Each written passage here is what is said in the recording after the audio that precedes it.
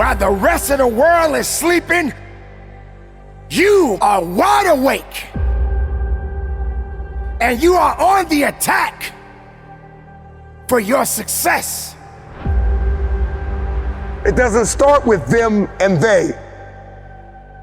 It starts with me. So I'm just wondering when you're gonna make it personal. Are you really prepared to grind it out? Everybody wants public authority, but nobody wants private discipline. When your habits change behind the scenes, when your private life begins to shift, when you put aside the things that are not serving you. If it's going to be personal, make it personal. Don't just be great in public, be great in private. Success doesn't always have to be loud.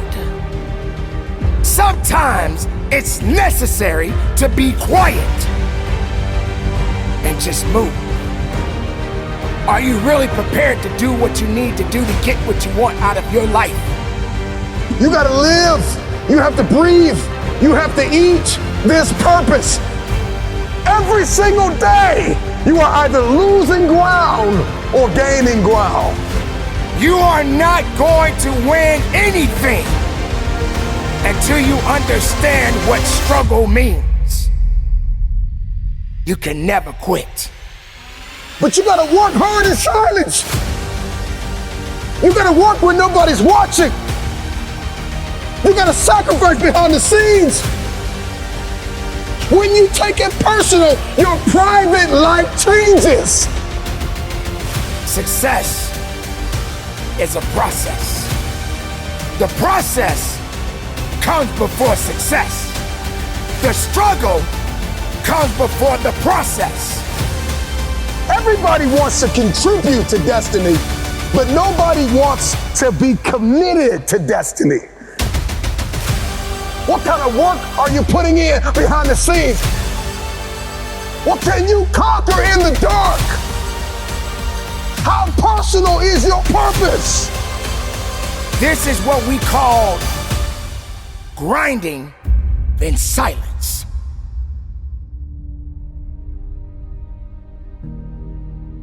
Not everyone needs to understand your true motives. Not everyone needs to understand your purpose. Not everyone needs to understand your mission. But the truth is, it's about passion. It's about discipline. It's about awareness. It's about accountability. That's right, ladies and gentlemen, you got to be accountable for your actions. But are you prepared to grind it out? Are you prepared to dig a little bit deeper?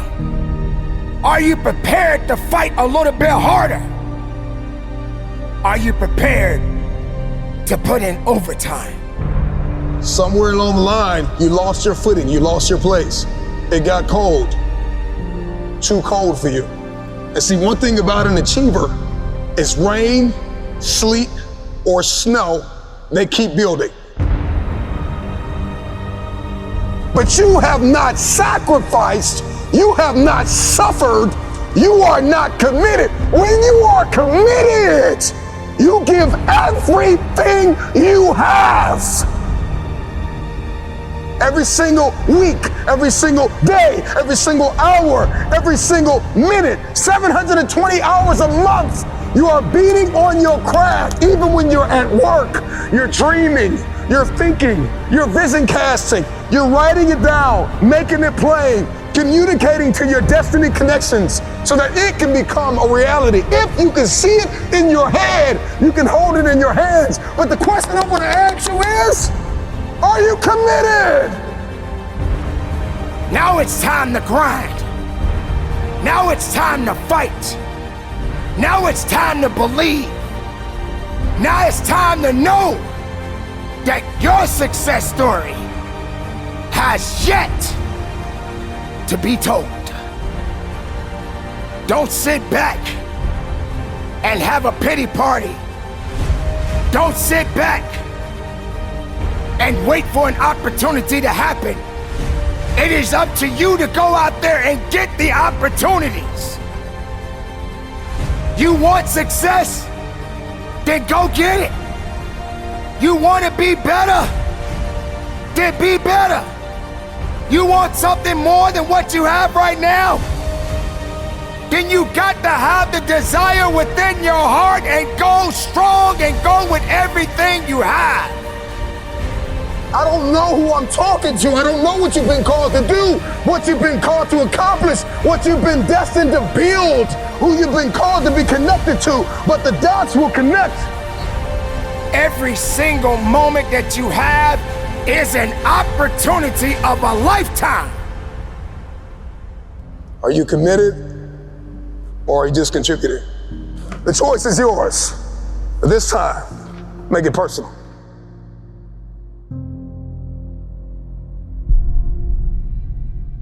Hear my voice. Know that you do have some work to do. The work that you do will determine the outcome in the end.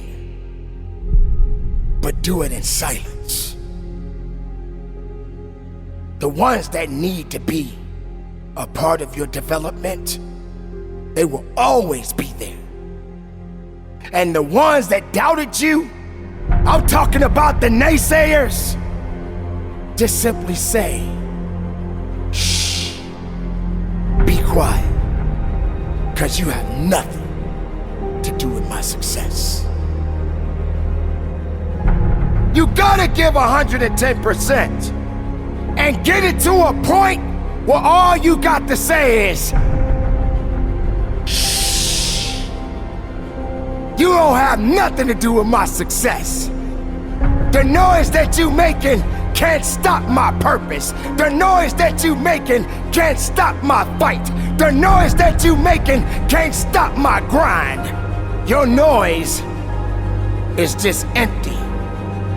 It means nothing to my success. I didn't get it overnight. And yes, I had many sleepless nights. And I had amazing dreams of what I could become. Can you stretch yourself?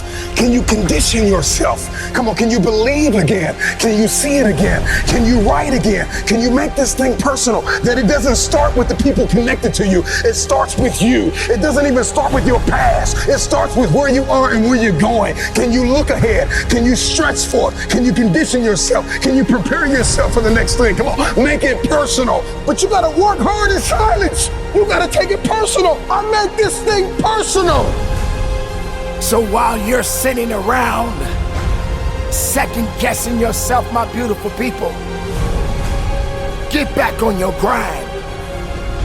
Be productive. Keep your head up high. Stay in the moment. Live every moment. Move in silence. And from the bottom of my heart, conduct your business. You got to learn how to move in silence. Today I need you to embrace what comes hard. Today I need you to accept the challenge. Today I need you to fall in love with the process. There will be plenty of opportunities to get discouraged, to lose your passion and think that it's not meant to be. But if you're going to reach your destiny, you have to have a made-up mind. If you give up after the first time, or the 5th time, or the 30th time, what that really means is you didn't want it bad enough. There should be something you're believing for, that you are relentless. You are not moved by how impossible it looks. You're not discouraged by how long it's taking. You don't give up because people told you no. Your attitude is, if I have to believe my whole life, I am not going to stop believing. I am not going to take no for an answer. I'm not going to settle for mediocrity. I'm going to keep pursuing what was in my heart. And ask ourselves, what do I really want? What do I really want? And write it down. Writing causes thinking. Thinking creates an image. and you get these images going, you're building a vision in your mind. It's the visionaries that's changed the world. Think of that. But what keeps that competitive edge, what keeps you on top, is the ability to think and prepare mentally over and over and over again. The body has limitations, the mind does not. We focus so much on what goes on from the neck down that we forget it all starts from here. Everything starts from here. If you're not mentally ready, you're never really physically prepared. And that's where the preparation starts. What would your life be like as you look toward the future if you decided, I'm not going to allow my fears to stop me? And I'm saying to you, whatever you got to do it, because if you don't, life is going to whoop you until you surrender. So when you're young and you make mistakes, don't let them eat you up. Because everybody that done made it. You got to fail in order to win. Hey, look, man, to understand how to hit the game winning shot, you got to miss the game winning shot. You know, you got to be tough because the road to success is always under construction. It's never a clear path to success. The people who become successful are the people who have a relentless attitude. And you just got to hang in there through the bad breaks, because the bad breaks is coming, but they usually come right before the big break is about to happen. You get a series of bad breaks and it stumbles up a lot of people. My life and my success is to say to anyone, you can stumble, you can fall, you can get back up again.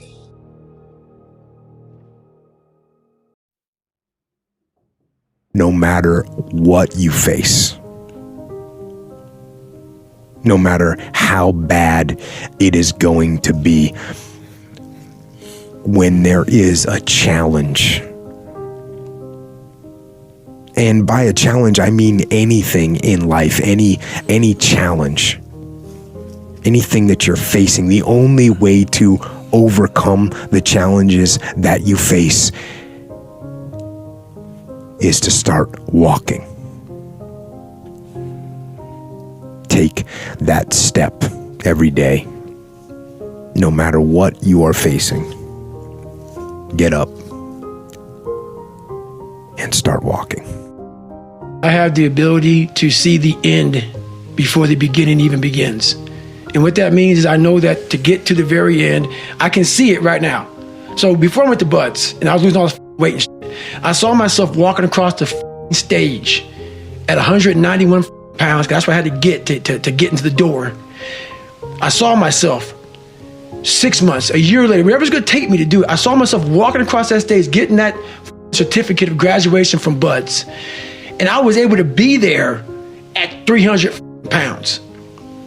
And that feeling that I was nowhere near that feeling, I was able to put myself there 1,000,000 times every day. And that feeling of like, my God, that is going to feel amazing. That's what made me suffer. That's what allowed the pain to be real and say, this is worth it. I want to feel for this next 18 months. It took me 18 months to finally become a Navy SEAL, to finally, just get through Buds. 18 months, it's 6 months. It took me 18.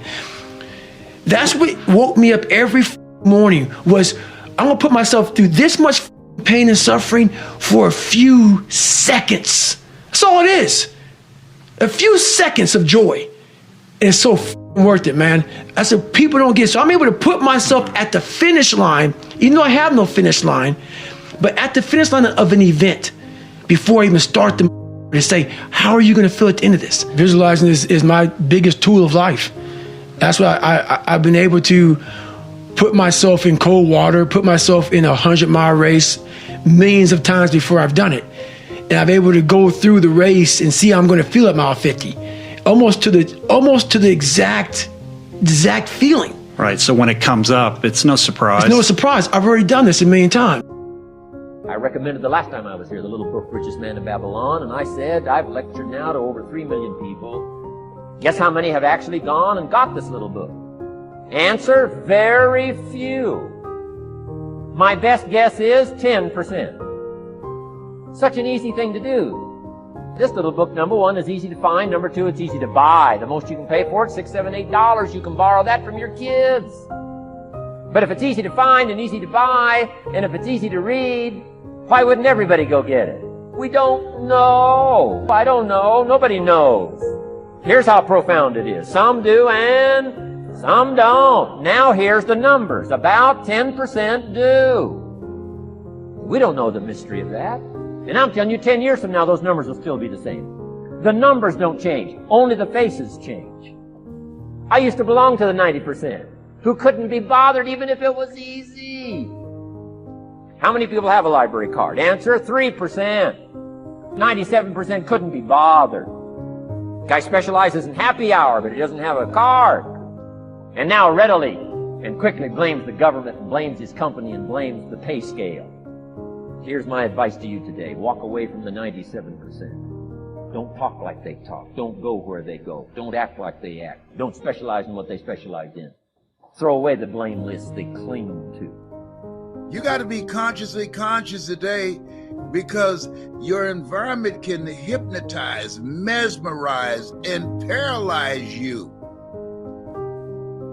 The other thing is, take full responsibility for your life. Oscar Wilde once said, responsibility is what we expect from somebody else. This is very true. Most people dread accepting responsibility. That's just a fact of life, and we can see it in operation every day. We can see ourselves getting hot under the collar when the dentist keeps us waiting, and we're sitting there reading old magazines when our appointment was 30 minutes ago. And we don't stop to think that we forgot to mail in this month's mortgage payment. We can see ourselves growing angrier and angrier because a business contact is supposed to call at noon, and here it is almost 2 o'clock, and the phone still refuses to ring. But we don't stop to think about the calls we ourselves have forgotten to return while we've been so busy fuming. We can see ourselves writing an angry letter to the airline because a flight was delayed, but we don't write an angry letter to ourselves when we're late for something, even though that might not be a bad idea at all. Yes, we can see avoidance of responsibility all the time in both our personal and professional lives. And here's something else we can see just as often. We can see that most people aren't as successful as they wish they were. Do you see there's a connection between these two very common phenomena? I certainly do, and by the end of this session, I hope you'll agree with me. I hope you'll understand that it's in your best interests to take responsibility for everything you do. But that's only the beginning. I'm also going to suggest that many times it's even best to accept responsibility for the mistakes of others, especially when you're in a managerial or leadership role. I can hear you saying, what? Accept responsibility for someone else's mess-ups? Why would I want to do something like that? Well, that's a fair enough question, and over the next few minutes, I'll try to answer it. One of my weak points in my personal life is I don't like technical stuff. So even though I have to be on Twitter and Instagram and Facebook, I don't care for that. So guess what? I find somebody who loves to do that. You know, I find somebody who has a strength where I have a weakness, and I partner with them. All you're trying to do is get to the goal. No one gets there by themselves. Everybody needs help. Now, when you know what you got going for you, be confident, not cocky. Managing your strengths, knowing what they are, and don't let nobody talk you out of it. And that gets you fight ready. You get fight ready like that. You got to know you. Helps you develop your skills. All the while, you're developing your strength. You just got to keep developing the strength. Don't let anybody talk you up. At the same time, you must work on improving your weaknesses. So I've had to, in spite of myself, get on Instagram, get on Twitter, get on Facebook. I got to do the videos whether I want to or not, because the world is moving to social media. If I had as many followers as Kim Kardashian, I probably wouldn't even have to do this TV show. The one commodity that is most valuable on this earth is time. Time to love, time to live. From the moment the human body is born, it begins dying. I don't think you quite caught that. Let me say it again. From the moment the human body is born, it begins dying. Some happen faster, some happen slower. Some of us help them go faster, and some of them prevent it from happening sooner than later. How many seconds, how many minutes do we waste every day doing things that are nowhere near the goals and aspirations and passions that we have inside? How many times do you go through the course of a day and realize, did I do anything I set out to do today? Write down those goals each and every day. No matter if it's 2 goals a day, if you can accomplish those, then you're doing more than just making it through the day. You are living and achieving your dreams. Find time to better yourself, read, explore, research, live life, do things you've never thought of doing before. That's what it's all about. When you're born, that's that date that they put on the left side of the tombstone. When you die, they put another date on the right side of the tombstone. But that dash in the middle is the most important thing on that tombstone. That is a line that throughout that entire time frame, you were able to impact and touch others' lives. You were able to leave your mark on this earth. You were able to build a legacy that nobody could change. You were able to have it to where people remembered who you are no matter what. When you're living for that dash in the middle, you're going to remember your why. Your why you're here. Not the why did you do something. Your why, your reason for getting up in the morning, your reason for pushing yourself past the brink of exertion and giving up. Your reason for moving on and getting things done in life. That dash in the middle, that's the thing that pushes you. How do you rate yourself on a scale of 1 to 10 in terms of your physical appearance, in terms of your health? Do you take care of yourself? Are you allowing yourself to get overweight and out of shape? Are you conscious of your health? Are you watching the food that you take into your body? Do you make a deliberate effort to exercise? You know, it was George Burns. He said, we cannot help getting older, but we don't have to get old. And many of us get old before our time because we don't take time to take care of ourselves. Your environment is a very good indicator. On a scale of 1 to 10, is it what you want it to be? Do you find it desirable? Are you satisfied? The job or career that you're involved in. Someone said that 85% of the American public are unhappy with their jobs. Are you spending 8 hours a day just doing time? Doing something that you don't find challenging, that does not make you stretch mentally, that does not stimulate you, that does not inspire you. Something that you don't find a sense of fulfillment in it. If you're doing that day in and day out, it has to affect how you feel about yourself, your level of motivation. Your relationships. What kind of impact is it having on your life? Is it nourishing or is it a toxic relationship? Does it drain you or does it build you up?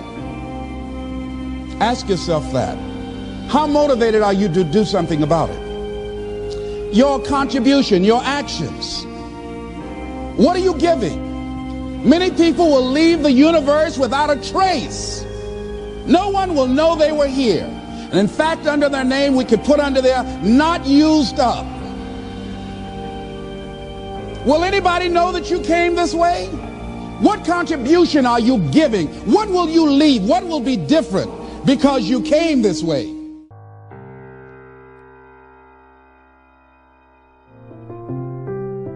Just stop for a second. Write down your why. What are you doing this for in life? If your why doesn't make you cry, then that's not your why. Again, if your why doesn't make you cry, then that's not your why. Your why should be something so big that it moves your family tree. Your why should be something so big that it changes the whole outlook on how things are with you in your home, your family, your religion, your purpose. Think about your passion. Think about your opportunities. And that's how you find your purpose. OPP. When that why meets up with your passion, your opportunity, your purpose, then you'll find out. The most important day in your life is the day you remember why you were born.